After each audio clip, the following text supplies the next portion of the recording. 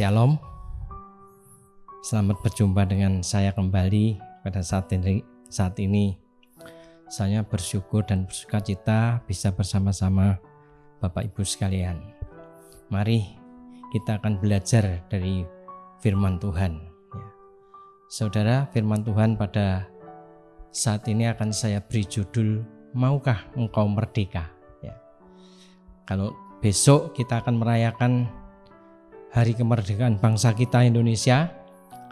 Malam hari ini kita akan belajar. Temanya adalah maukah engkau merdeka. Saudara, Indonesia dijajah oleh bangsa Belanda sekitar 350 tahun. Dan selama perjalanan ini hampir semua bangsa Indonesia hidup dalam ketakutan, kecemasan, bahkan hilang harapan. Baru setelah kemerdekaan didengungkan oleh Presiden Soekarno, tepatnya 17 Agustus tahun 1945, maka bangsa Indonesia bisa merasakan kemerdekaan dalam semua aspek kehidupan. Ada perasaan bahagia, ada perasaan sukacita dan lega.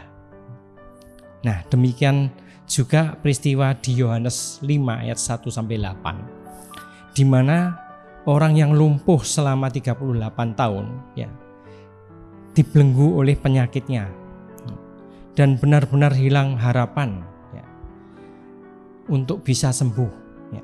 Namun saat Tuhan Yesus menjamah dia, maka dia merasakan kemerdekaan dari belenggu penyakitnya tersebut. Mari kita akan belajar dari kisah ini. Saudara, melihat kisah ini diceritakan ada seorang lumpuh yang sudah 38 tahun. Saudara, kita sakit seminggu atau 2 minggu gak sembuh-sembuh rasanya sudah terlalu lama. Apalagi sebulan, setahun. Apalagi seperti cerita di Yohanes ini, 38 tahun sakit. Wah, betapa berat beban yang harus ditanggungnya. Dan diceritakan di Yohanes ini, bahwa orang lumpuh ini merasakan penderitaannya selama 38 tahun. Kalau Anda di pihak orang lumpuh ini, apa yang Anda rasakan? Dan apa yang Anda akan lakukan? Mungkin stres, putus asa, atau berharap mati saja. Dan diceritakan orang lumpuh ini berada di kolam Bethesda. Kolam Bethesda boleh dibilang ajang kompetisi, di mana di situ berkumpul orang-orang yang sakit, dan apapun jenis penyakitnya orang kumpul di situ semua. Apa yang mereka tunggu, saudara? Yang mereka tunggu adalah ketika malaikat datang, dan masuk di kolam tersebut sehingga mengakibatkan air kolam itu bergoncang. Dan ketika air itu goncang, siapapun saja yang menyemplungkan dirinya ke kolam itu, maka mereka akan sembuh, apapun penyakitnya, saudara. Nah, saudara, dalam cerita tersebut orang lumpuh ini mendapat kesembuhan, tapi ironisnya kesembuhannya itu bukan didapat dari kolam tersebut. Menurut Bapak Ibu sekalian, mengapa orang lumpuh ini tidak mengalami kesembuhan dari kolam Bethesda itu? Dikarenakan orang lumpuh ini selalu kalah dengan orang-orang yang mendahului dia, sehingga dia tidak mungkin bisa sembuh. Pasti, saudara, kalau semua yang ada di situ adalah orang-orang yang sakit semua, dan semua kepingin sembuh. Bahkan kalau kita teliti di ayat 4 itu dikatakan yang terdahulu baru bisa sembuh. Wah, ini sangat sulit sekali ya. Ya mungkin kalau yang nyemplung itu 3 orang atau 4 orang atau 2 orang itu bersama-sama, itu mungkin yang terdahulu bisa sembuh. Tetapi kalau yang nyemplung pertama itu 1 orang, yang lain tidak sembuh, saudara. Nah, saudara, kita kalau mikirkan kok ya malaikat itu kok mau menyembuhkan kok leren pakai syarat sing sulit, ya kan? Nah, tapi akhir dari cerita itu ya orang lumpuh ini mendapat mujizat kesembuhan langsung dari Tuhan Yesus. Ya. Tanpa ada campur tangan dari kolam Bethesda. Ya. Belajar dari kisah ini, ya. Kita melihat dari orang lumpuh ini bersama Tuhan. Apa yang harus kita lakukan supaya kita dimerdekakan, ya, dalam hidup kita. Ya. Mari kita akan lihat apa saja yang harus kita lakukan. Ya. Pertanyaannya, apa yang harus kita lakukan supaya Tuhan memulihkan hidup kita? Ya. Yang pertama, jangan stres. Ya. Ayat 6 dan 7. Ayat 6 dikatakan, ketika Yesus melihat orang itu berbaring di situ, dan karena ia tahu bahwa ia telah lama dalam keadaan itu, berkatalah ia kepadanya, maukah engkau sembuh? Ayat 7 dikatakan, jawab orang sakit itu kepadanya, Tuhan, tidak ada orang yang menurunkan aku ke dalam kolam itu apabila airnya mulai goncang. Dan sementara aku menuju ke kolam itu, orang lain sudah turun mendahului aku. Saudara, ayat 6 dikatakan bahwa orang lumpuh ini ditanya oleh Tuhan Yesus, ya, maukah engkau sembuh? Apa yang harus dijawab? Jawabannya orang lumpuh ini berikan pada Tuhan. Ya, harusnya kan jawabannya simpel, iya atau tidak, mau atau tidak mau. Tetapi kita lihat jawaban di ayat 7 ini, jawabannya sama sekali nggak nyambung. Ya. Dan kelihatan sekali bahwa ayat 7 ini adalah curhat atau komplain orang lumpuh ini kepada Tuhan Yesus. Saudara, menurut kita, ya, apa yang bisa kita simpulkan dari keadaan orang lumpuh ini? Ya, orang lumpuh ini stres, saudara. Dia sudah kehilangan harapan untuk sembuh. Ya, maka dari itu, ketika ditanya Tuhan, maka jawabannya tidak nyambung, saudara. Ya, responnya terhadap pertanyaan Tuhan tidak benar, saudara. Nah, saudara, orang yang stres seringkali kehilangan fokus, ya, kepada Tuhan. Dan orang yang pergi ke gereja, orang beribadah, melayani di gereja sekalipun, belum tentu orang yang sedang menghadapi masalah ini bisa fokus kepada Tuhan atau firman Tuhan. Ya. Ya. Bagaimana keadaan kita bisa dipulihkan oleh Tuhan? Jika untuk fokus kepada Tuhan saja harus dikalahkan dengan fokus akan masalah kita, ya, ya, apakah itu berarti ya kita tidak boleh fokus kepada masalah kita? Ya, tidak, saudara, tidak. Kita tetap harus fokus memperhatikan masalah kita. Jika kita mempunyai masalah, kita tidak mau memperhatikan masalah kita akan menjadi orang yang malas dan tidak bertanggung jawab. Ya. Yang harus kita lakukan adalah kita akan lebih fokus lagi akan Tuhan dan firman Tuhan. Sehingga pada saat firman Tuhan menyapa kita mempunyai respon yang benar. Amin, saudara. Ya, orang lumpuh ini seharusnya, ya, memperhatikan dengan seksama pertanyaan dari Tuhan, ya, dan ambil beberapa saat untuk merenungkan pertanyaan Tuhan tadi, ya, sehingga dia bisa menjawab dengan benar, saudara. Ya, begitu pula dengan kita. Firman Tuhan yang datang pada kita untuk menguatkan kita harus kita dengar dengan benar-benar, dalami, pahami, supaya ketika firman Tuhan menyapa kita, kita mempunyai respon yang benar. Ya. Nah, dalam menghadapi masalah hidup, ya, kita harus tenang, tidak stres. Arahkan pikiran kita fokus pada Tuhan dan firman Tuhan, supaya kita mengerti apa yang akan Tuhan perintahkan dan apa yang harus kita lakukan. Yang kedua, apa yang harus kita lakukan supaya Tuhan memulihkan hidup kita? Yang kedua, jangan mengandalkan manusia. Ayat 7 tadi dikatakan, jawab orang sakit itu kepadanya, Tuhan, tidak ada orang yang menurunkan aku ke dalam kolam itu apabila airnya mulai goncang. Dan sementara aku menuju ke kolam itu, orang lain sudah turun mendahului aku. Saudara, kalau kita teliti dari cerita ini akan timbul satu pertanyaan, ya. Orang lumpuh ini sudah 38 tahun sakit dan dikatakan dia sudah berbaring di kolam Bethesda selama 38 tahun. Yang jadi permasalahan kita adalah bagaimana orang lumpuh ini bertahan hidup. Ya, jawabannya adalah orang lumpuh itu mengandalkan belas kasihan dari orang lain atau mengemis. Ya. Ya.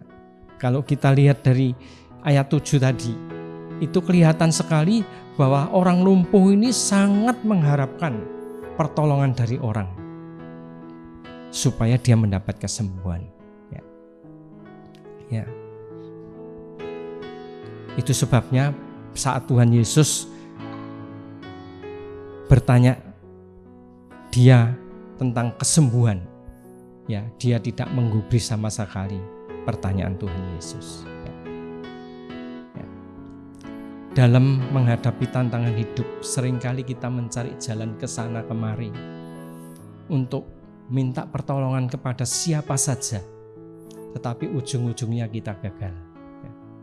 Saudara, Yeremia 17 ayat 5 dikatakan, terkutuklah orang yang mengandalkan manusia, dan terkutuklah dan yang mengandalkan kekuatannya sendiri, dan yang hatinya jauh daripada Tuhan. Saudara, orang yang mengandalkan manusia pasti hatinya jauh daripada Tuhan. Orang lumpuh ini sangat mengandalkan kekuatan manusia untuk menolong dia. Maka saat Tuhan Yesus bertanya, dia tidak memiliki respon yang benar. Ya. Ya. Nah, yang terakhir, saudara, ya, apa yang harus kita lakukan? Ya, saya ubah sedikit setelah Tuhan Yesus memulihkan keadaan kita. Ya. Yang ketiga, jangan diam saja. Ayat 15 dikatakan orang itu keluar lalu menceritakan kepada orang-orang Yahudi bahwa Yesuslah yang telah menyembuhkan dia. Ya, keluar dari mana, saudara? Keluar dari rumah ibadah. Ya. Berarti orang lumpuh ini, ya, setelah dia disembuhkan Tuhan, menerima mujizat dari Tuhan, dia tidak diam saja. Dia setidaknya hanya bersuka cita karena apa? Sudah 38 tahun dia disembuhkan. Ya, ya memang pastinya dia akan bersuka cita karena dia sudah terbebas dari beban derita yang dia derita selama 38 tahun. Ya. Tidak hanya bersyukur, saudara, tetapi dia menceritakan semuanya kepada orang-orang banyak. Ya, saudara. Nah, kenapa saya katakan bersyukur? Buktinya apa, saudara? Dia sempat pergi ke rumah ibadah. Zaman dulu orang pergi ke tempat ibadah hanya ada dua tujuan. Yang pertama, beribadah pada hari Sabat. Kalau di luar hari Sabat, dia mengucap syukur pasti. Berdoa di rumah ibadah. Saudara, orang lumpuh ini ya tidak hanya bersyukur, tetapi dia bersaksi, menyaksikan pengalamannya dia bersama Tuhan. Saudara, dia selalu teringat akan kebaikan Tuhan. Ya, maka dari itu dia bersaksi terus-menerus, saudara. Orang lumpuh ini ya tahu diri, padahal Tuhan tidak menyuruh untuk menggembar-gemborkan tentang Tuhan, ya. Dan orang lumpuh ini ya murni dari inisiatifnya sendiri setelah dia disembuhkan Tuhan, ya. Ya. Berapa kali Tuhan memulihkan hidup kita? Masih ingatkah kita akan kebaikan Tuhan? Masihkah kita menyaksikan kebaikan yang Tuhan sudah berikan pada kita? Ataukah kita sudah lupakan siapa sang pembuat mujizat dalam hidup kita, ya? Ataukah kita bahkan lupa beribadah, tidak melayani lagi, ya? Ya. Mari kita akan ingat bahwa Tuhan itu sangat luar biasa. Tuhan itu baik, ya. Mari kita tahu diri bahwa kita telah dipulihkan dan menikmati kemerdekaan yang Tuhan berikan pada kita, ya. Sehingga kita ingat akan kebaikannya, akan kebaikan hatinya, ya. Nah, penutupnya, apa yang sedang Anda apa ada yang membelenggu kehidupan Anda sekalian, ya? Ataukah itu sakit penyakit, akar kepahitankah, ya, kebenciankah, ya, iri hatikah, atau hidup dalam dosakah, ya? Ya, ya, Anda butuh kemerdekaan, Anda butuh dipulihkan oleh Tuhan, ya. Jangan stres, masih ada jalan, ya. Jangan mengandalkan manusia, tetapi andalkan Tuhan saja. Jangan diam saja, mulai saksikan akan kebaikan Tuhan dan layanilah Tuhan Yesus. Maukah Anda merdeka? Tuhan memberkati. Merdeka. Mari kita berdoa. Bapa kami di surga, kami mengucap syukur dan terima kasih akan pelajaran hari ini Tuhan. Kami boleh belajar bagaimana kami harus berbuat, bagaimana apa yang harus kami lakukan supaya Tuhan memulihkan hidup kami, supaya Tuhan memerdekakan hidup kami. Tuhan, jauhkan kami dari hal-hal yang tidak baik Tuhan. Biar kami hilangkan semua akar kepahitan, semua akar kebencian, semua akar penyakit yang Tuhan sanggup melalukan. Tuhan lalukan Tuhan. Tuhan tolong kami Tuhan, supaya kami boleh merdeka, supaya kami boleh dipulihkan Tuhan. Terima kasih Bapa, terima kasih. Ajar kami Tuhan tahu diri, supaya kami boleh menyaksikan kasih-Mu yang luar biasa, supaya kami setiap kami berada dimanapun, kami boleh bersaksi tentang kebaikan Tuhan, kami boleh bersaksi tentang kemurahan Tuhan, kami boleh bersaksi tentang kasih-Mu yang luar biasa terhadap kami ya Tuhan. Terima kasih Bapa, di dalam nama Tuhan Yesus Kristus kami berdoa. Amin. Shalom, puji Tuhan, Bu Bapak dikasih Tuhan. Ya, hari ini kembali kita sudah beribadah. Ya, meskipun masih online, masih di rumah kita masing-masing, puji Tuhan. Kita sudah memuji, memuliakan Tuhan. Kita sudah mendengarkan firman Tuhan. Ya. Dan Ibu Bapak dikasih Tuhan, biarlah hari ini ya kita boleh bersukacita karena juga besok kita boleh merayakan ya kemerdekaan kita, kemerdekaan negara kita yang ke-75 ya. Seperti biasanya kita akan lomba ya. Jadi Ibu Bapak besok bisa lomba di rumah masing-masing, lomba makan kerupuk, lomba kelereng, lomba apapun ya, tapi juga di rumah kita masing-masing ya, untuk merayakan kemerdekaan negara kita ya yang ke-75 ya. Puji Tuhan, sebelumnya ingin sekali kita berlomba di gereja kita, tapi keadaan masih belum memungkinkan ya. Puji Tuhan ya, Ibu Bapak dikasih Tuhan. Kita doakan bangsa kita, terlebih di ulang tahun yang ke-75 ini, biarlah pemerintah kita segera bisa mengatasi masalah pandemi COVID dan juga masalah ekonomi ya yang akhir-akhir ini begitu terdampak ya.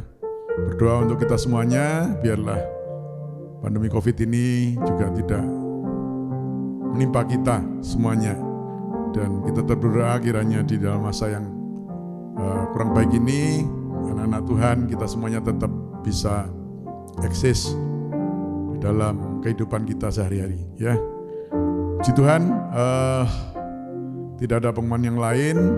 Ya, kita saling doakan kiranya sukacita daripada Tuhan tetap ada dalam kehidupan kita masing-masing. Ya, Ibu Bapak, mari saya undang Ibu Bapak kembali bangkit berdiri. Kita akan akhiri ibadah kita dengan doa berkat. Amin. Kami memuji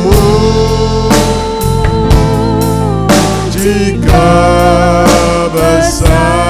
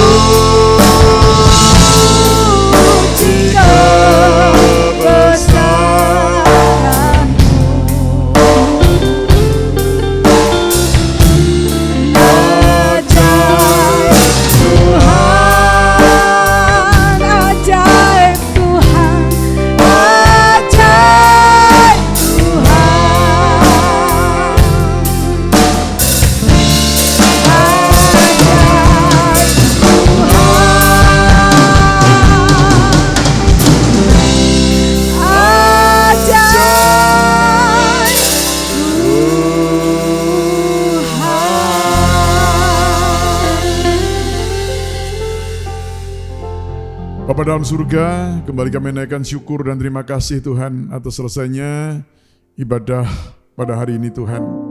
Kami sudah memuji, memuliakan, meninggikan Tuhan. Berkati anak-anak-Mu yang sudah ambil bagian dalam pelayanan, apapun pelayanan mereka, Tuhan berkati. Kami sudah mendengarkan kabar baik, firman Tuhan. Engkau memberkati seluruh anak-anak-Mu semuanya, memberkati juga hamba-Mu, Pendeta Andri Setianto yang telah menyampaikan kabar firman Tuhan ini Tuhan. Terima kasih. Kami tetap berdoa untuk negara kami, bangsa kami. Terlebih Tuhan di dalam memperingati 75 tahun kemerdekaan yang telah Engkau berikan bagi bangsa kami. Berkati bangsa ini, berkati pemerintah kami sehingga boleh segera mengatasi pandemi COVID ini. Terlebih juga mengatasi Tuhan masalah-masalah ekonomi yang terdampak juga. Kiranya masyarakat adil dan makmur boleh tercapai dengan segera Tuhan. Aman, tidak ada kekacauan, tidak ada apapun juga Tuhan.